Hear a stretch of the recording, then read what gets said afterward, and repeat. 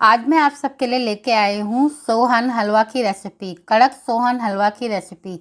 इसे बनाना बहुत ही कठिन होता है, इसलिए हम लोग ये सोचते हैं कि ये हम लोग बना नहीं पाएंगे। और ये हलवाई की रेसिपी है और ये हलवाई लोग बहुत ही अच्छे से बनाते हैं। इसमें हम लोग को लगता है कि इसमें घी बहुत लगेगा या हम लोग इसे कैसे बनाएंगे, ये हम लोगों से बन नहीं पाएगा। लेकिन आज मैं आप लोगों के लिए बहुत आसानी तरीके से इसे कैसे बनाया जा सकता है, ये इसकी रेसिपी मैं आपके लिए लेके आई हूँ। अब इसे हम लोग घर पे भी बहुत आसानी से इसे बना सकते हैं। और ये थोड़ा सा कड़क बनता है क्योंकि इसका नाम ही है कड़क सोहन हलवा। और ये बहुत ही खाने में भी बहुत ही अच्छा लगता है और ये अजमेर की स्पेशल स्वीट है। इसे वहाँ पे बहुत अच्छे से लोग बनाते हैं और बहुत ही फेमस रेसिपी है अजमेर की। और इसे बनाना घर पे थोड़ा बहुत ही आसान है, लेकिन अगर इसे आप सही सही से ट्रिक करके बनाएंगे तो ये बहुत ही अच्छी बनेगी और नहीं तो ये बहुत ज़्यादा भी टाइट हो सकती है। इसलिए इसे हम लोग कड़क, नाम ही इसका कड़क इसीलिए पड़ा है। और फिर इसके बाद हम लोग चलिए अब बनाना हम लोग इसको स्टार्ट करते हैं और फिर चलिए शुरू करते हैं इसकी रेसिपी बनाना। अब इसकी रेसिपी स्टार्ट करते हैं। कड़क सोहन हलवा बनाने के लिए इसके लिए मैंने 1 चम्मच का नाप तैयार किया है। इस चम्मच से हम लोग लेंगे 5 चम्मच मैंने मैदा लिया है। और आप 1 चम्मच ज़रूर बना लीजिएगा, उसी के अकॉर्डिंग मुझे सारा मेजरमेंट अपना लेना है। 5 चम्मच मैंने मैदा लिया है, तो अब हम 5 चम्मच ही मिल्क पाउडर लेंगे। आप मिल्क पाउडर किसी भी ब्रांड का ले सकते हैं। और इसमें भी हमने 5 चम्मच इसको भी ले लिया। अब इसे अच्छे से कर लेंगे मिक्स।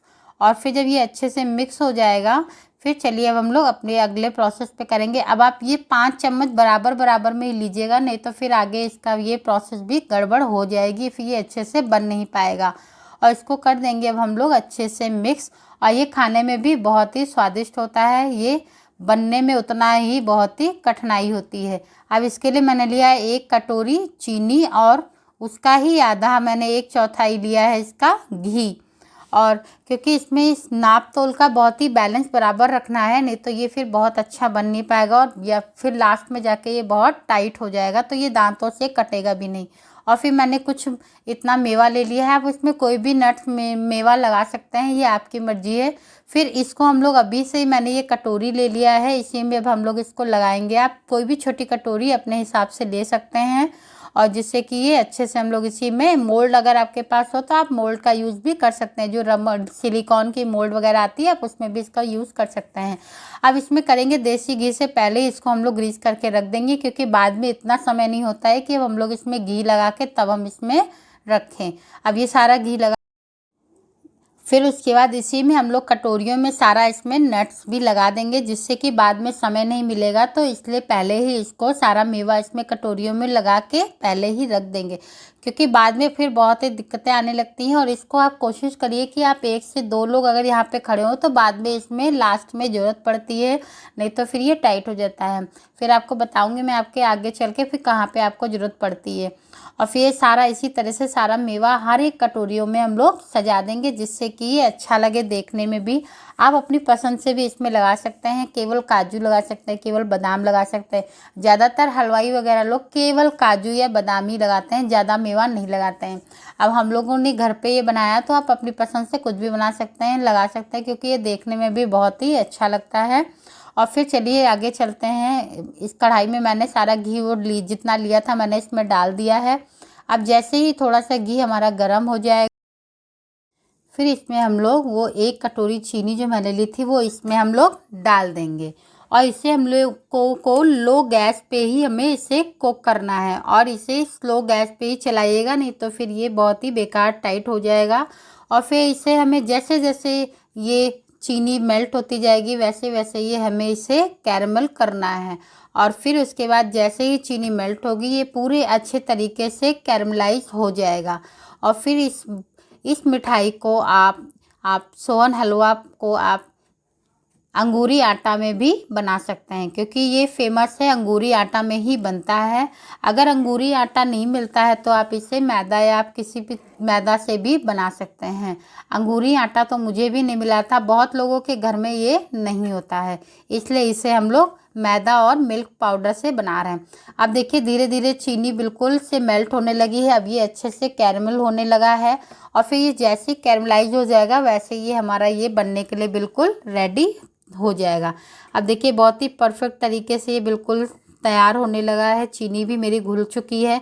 अब देखिए बिल्कुल अच्छे से कैरमलाइज हो रहा है। अब इसे थोड़ी देर के लिए और चला लेंगे जिससे कि जो दाने रह गए हों चीनी के वो इसमें ना रह जाएं। और इससे ज़्यादा हम लोगों को ओवर कुक भी नहीं करना है। अगर ये ओवर कुक हो गया तो फिर ये मिठाई बहुत ही ख़राब हो जाएगी और फिर ये दांतों से नहीं कटेगी। और फिर इसे अच्छे से हम लोग कैरमलाइज कर चुके हैं। आप देखिए अब इसे थोड़ी देर के लिए और चला लेते हैं, फिर उसके बाद हम लोग अपने अगले प्रोसेस पे चलेंगे। और फिर ये जैसे ही हो जाएगा आपको ये याद रखना है कि इसके बाद का प्रोसेस मुझे बहुत जल्दी जल्दी करना है, नहीं तो फिर ये फिर सारा गड़बड़ हो जाएगा, इससे कर नहीं पाएंगे। अब ये देखिए थोड़ा सा हो गया है। अभी इसे अब यहाँ पे कर देंगे हम लोग गैस ऑफ और इसे थोड़ी देर के लिए ऐसे ही चलाते रहेंगे जिससे कि जितना रह गया हो इसमें वो भी जल्दी से बन जाए। उसके बाद हम इसको वहाँ से फिर गैस से भी उतारेंगे और फिर देखिएगा ये भी हो चुका है लगभग। अब देखिए एक दो दाने और रह गए तो इसलिए मैं जल्दी जल्दी इसको आप चलाते भी रहिए, इसको आप रुकिएगा नहीं तो ये बहुत ही जल्दी से टाइट होने लगेगा और यहीं पे आके ये ख़राब भी हो जाता है। अब ये मेरा बहुत ही अच्छे से कैरमलाइज हो चुका है। अब इसको हम उतार लेंगे गैस से नीचे। आप गैस पे बिल्कुल भी रख के मत करिए, नीचे अच्छे से प्लेस पे रख के करिएगा तो ये बहुत जल्दी जल्दी आपको चलाने में भी आराम हो जाएगा और दिक्कत बिल्कुल नहीं होगी। अब इसे मैंने नीचे रख लिया है। अब इसे फटाफट उसमें ये डाल के सारा जितना मैंने ये लिया था पाउडर इसको सारा हम इसी में डाल देंगे। जल्दी जल्दी से इसको मिक्स भी करेंगे, नहीं तो यहाँ पे गड़बड़ हो जाएगी। आप यहाँ पे जितना अच्छे से इसको मेल्ट करेंगे 3 से 4 मिनट इसमें लग जाएगा। और फिर उसके बाद इसमें एक भी गुठली या फिर दाना या फिर लम्स नहीं रहना चाहिए, नहीं तो ये फिर मिठाई अच्छे से बन नहीं पाएगी। और ये फिर बहुत ही अच्छे से यहाँ पे इसको चलाना है। और यहाँ पे ज़रूरत पड़ेगी, मैंने आपसे बोला था ना, यहाँ पे ज़रूरत पड़ेगी 2 लोगों की। अब आप इसको कटोरी में डालते जाएंगे जब तो फिर इसको किसी को चाहिए कि वो प्रेस भी करता रहे जिससे कि अच्छे से वो मिठाई जम जाए, ना नहीं तो ख़राब हो जाएगी और बहुत ही टाइट भी हो जाएगी। और ये मिठाई ऐसी है कि इसको बहुत ही कम समय लगा बनाने में भी और बहुत ही अच्छी लगी बनाने में। और ये बहुत ही कम जगह पे मिलती है। आप इसे अब आप घर पे भी बना के देख सकते हैं। अब ये देखिए मैंने जो कटोरियाँ सेट की थी अच्छे से अब उसमें इसको डाल देंगे। और ज़्यादा नहीं डालना है, थोड़ा पतले पतले शेप में ही बनाइएगा। एक एक चम्मच केवल डालिए और ये बहुत गर्म है, यहाँ पे हाथ बचा के करिएगा। और फिर उसके बाद एक दूसरा चम्मच लेके आप इसको अच्छे से यहाँ पे प्रेस कर दीजिए जिससे कि ये अच्छे से सेट हो जाए और बहुत ही अच्छे से ये बन जाए। और फिर मैंने जल्दी से इसमें डाल लिया है सारा, नहीं तो ये ठंडा हो जाएगा तो बहुत ही टाइट होने लगेगा तो ये जल्दी से बन नहीं पाएगा। अब एक दूसरे चम्मच की सहायता से इसे अभी हम लोग अच्छे से प्रेस कर देंगे।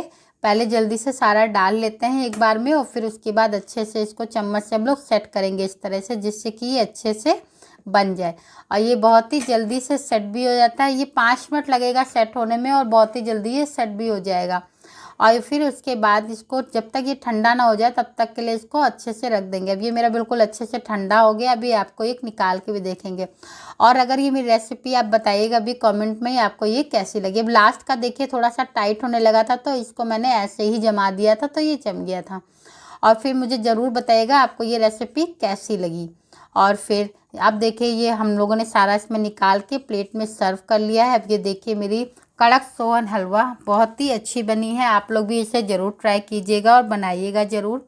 और अगर ये मेरी रेसिपी आपको पसंद आ रही हो तो प्लीज़ मेरे चैनल को लाइक करिए, साथ ही चैनल को सब्सक्राइब भी कर दें जिससे कि मेरी ऐसी ही अच्छी अच्छी रेसिपी आपके साथ शेयर हो सके। और प्लीज़ मेरे चैनल को ज़रूर सब्सक्राइब कर लीजिएगा। Thank you, bye bye.